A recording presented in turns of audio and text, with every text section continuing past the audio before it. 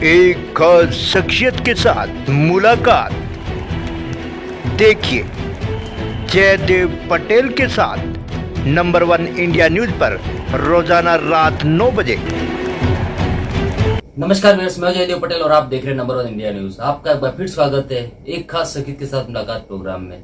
आज हम बात करेंगे पश्चिम बंगाल के मुर्शिदाबाद में हुई हिंसा के बाद कहीं न कहीं अब उस जगह पर राज्यपाल के दौरे को लेकर टीएमसी द्वारा सवाल उठाया जा रहा है, कहा जा रहा है कि कहीं बंगाल को बदनाम करने की साजिश है।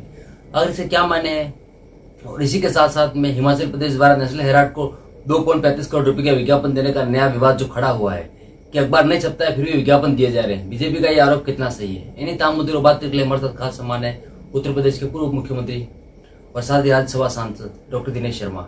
डॉक्टर दिनेश शर्मा जी, आपका बहुत बहुत स्वागत है आज हमारे प्रोग्राम में। जी धन्यवाद। डॉक्टर दिनेश शर्मा जी, आपसे मेरा पहला सवाल है कि पश्चिम बंगाल के मुर्शिदाबाद में हुई हिंसा के बाद राज्यपाल के दौरे को लेकर टीएमसी सवाल उठा रही है। टीएमसी का कहना है कि कहीं न कहीं बंगाल को बदनाम करने की साजिश है ये। देखिए, अभी आपने 3-4 दिन पहले देखा होगा कि जिन लोगों पर आरोप था कि उन्होंने घर जिनके कहने से उस्काने के जलाया, ऐसे तमाम चेहरे ममता जी ने उनको मिठाई और पूरा भोजन कराने के लिए अपने वहां पर बुलाया, और जो पीड़ित थे उनको नहीं बुलाया। जो पीड़ा देने वाले थे, जो हिंसा करने वाले थे, जो हत्या के लिए उकसाने वाले लोग थे, ऐसे लोगों को बुलाकर उन्होंने बात करी।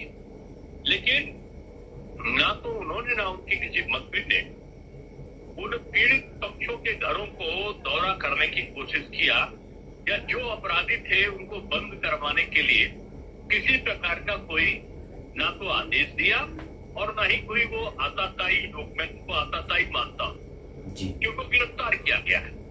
वास्तव में जो हिंसा का ये दौर है देखकर तो यही लगता है कि ममता जी बंगाल को बांग्लादेश बनाना चाहती है। ये चाहती क्या है कि वहां का सारा जो हिंदू है पलायन कर जाए। मैं हिंदू और मुसलमान की बात कभी नहीं करता, लेकिन जो पीड़ा है देखने में, क्या ये कश्मीर को बनाना चाहती, कश्मीर की ऐसी स्थिति को? इनको याद रखना चाहिए कि कश्मीर को भी ठीक करने का काम अमित शाह जी ने और प्रधानमंत्री जी ने किया है। बंगाल भी ठीक हो जाएगा। अपनी सीमाओं का अतिक्रमण नहीं करेंगे। सीमाओं का अतिक्रमण करेंगे तो निश्चित रूप में केंद्र सरकार चुप नहीं बैठेगी। राज्यपाल का संवैधानिक अधिकार है कि अगर कोई मुख्यमंत्री किसी प्रकार के किसी नागरिक की चिंता नहीं कर रहा है तो राज्यपाल का दायित्व है कि वो पीड़ित पक्षों की बातों को सुने, कम से कम उनके साथ घटना की पुनरावृत्ति ना हो इसकी व्यवस्था करें। राज्यपाल का ये स्वागत योग्य है। जी डॉक्टर दिनेश शर्मा जी, हिमाचल प्रदेश सरकार द्वारा नेशनल हेराल्ड को 2.35 करोड़ रुपए के विज्ञापन देने पर नया विवाद जो खड़ा हुआ है कि अखबार नहीं छपता फिर भी विज्ञापन दिया जा रहा है, इसमें कितनी सच्चाई है? यही कांग्रेस का कमाल है। अखबार नहीं है लेकिन विज्ञापन पहुंच गया, और विज्ञापन के नाम पर पैसा जो होगा वो किसी न किसी बड़े नेता की जेब में पहुंचा होगा। ये लोगों की आशंका हो सकती है। मैं यही कहूंगा कि कांग्रेस ने अपने कार्यकाल में और कार्यकाल के बाद भी पैसा उनके लिए प्राथमिकता रही, तुष्टीकरण उनके लिए प्राथमिकता रही, भ्रष्टाचार उनका आदर्श रहा है। तो इसीलिए उनका जो पतन की प्रक्रिया है वो अभी जारी है। और मैं समझता हूँ कि राहुल गांधी जी के साथ तबका जरूर होगा। कांग्रेस का अंतिम जैसे होता है बहादुर शाह जफर मुगल शासन का अंतिम शासक था, तो लोग जब इतिहास पढ़ेंगे तो कहेंगे कि राहुल जी और सोनिया जी का जो नेतृत्व था वो कांग्रेस रूपी राजनीतिक पार्टी का अंतिम नेतृत्व करता थे।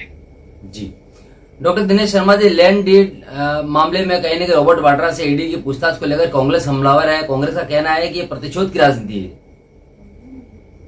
देखिए, 2013 में ईडी में शिकायत उस समय नेशनल हेराल्ड के संदर्भ में की गई और जांच बैठाने का काम भी 2013 में केंद्र सरकार ने किया।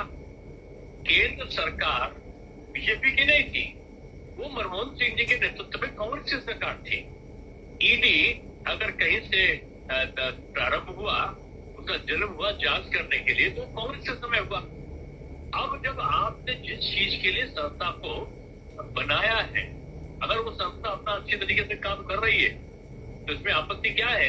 आप ऐसा काम क्यों करें जो आपके ऊपर इस प्रकार के आरोप लगे या इस प्रकार के घटनाएं आपके द्वारा संपादित की जाए, निश्चित रूप में जो निष्पक्ष जांच होगी उसका परिणाम आएगा।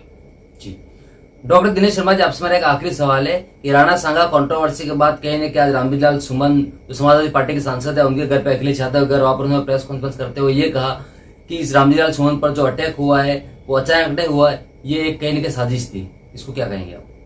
देखिए, वो कुंभ के बाद परेशान है कि सनातनी एक हो गए थे, उसमें दलित, पिछड़ा और श्रवण का भेद खत्म हो गया था।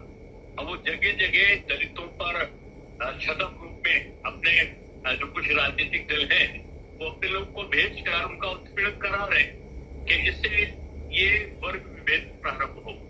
और उन्होंने छांटा है तथा कथित दलित नेताओं को, तथा कथित मैं कह रहा हूँ, दलित के चिंतक नहीं है और उनकी पार्टी समाजवादी के सदस्य है। आप सोचो, गाली देने के लिए उन्होंने रामविलास सुमन को क्यों चुना? गाली दिलाने के लिए उन्होंने इंद्रजीत सरोज को क्यों चुना?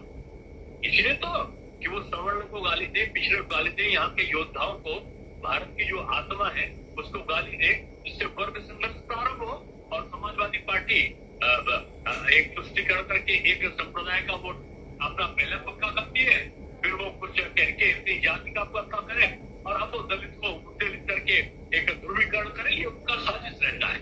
अब उनकी साजिश में कोई आने वाला नहीं है। मैं समझता हूँ कि मोदी जी के नेतृत्व में अब देश तेजी से प्रगति कर रहा है। जी डॉक्टर दिनेश शर्मा जी, आपने हमारे लिए समय निकाला, उसके लिए आपका बहुत बहुत धन्यवाद।